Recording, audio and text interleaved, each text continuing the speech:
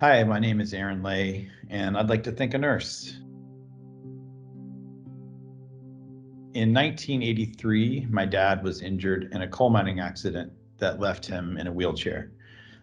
And though he went on to lead a pretty independent, fun life, his latter years were really trying. He was on constant bed rest and needed considerable amount of help with his daily routines.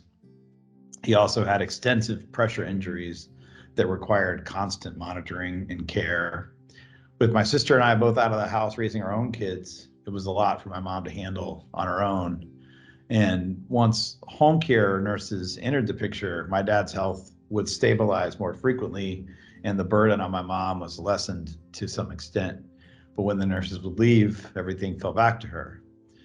And because my dad couldn't really get out of bed, he wasn't able to socialize, go fishing, and hang out with his friends like he'd once done so frequently. He was a really vibrant and outgoing guy, and I know that he suffered from loneliness and boredom a lot. Enter Nurse James. Once James was assigned to my dad, the two of them formed a very real, almost immediate friendship. James would be done with his responsibilities for the day and would often just hang out with my dad, eating sweets and watching football, and they'd playfully take brotherly jabs at each other.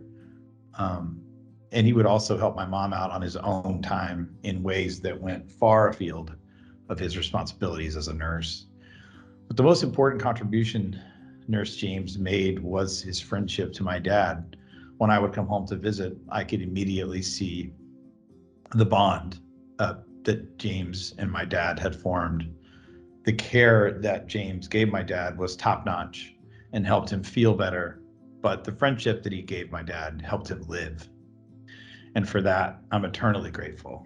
Thank you, Nurse James. Thank you so much.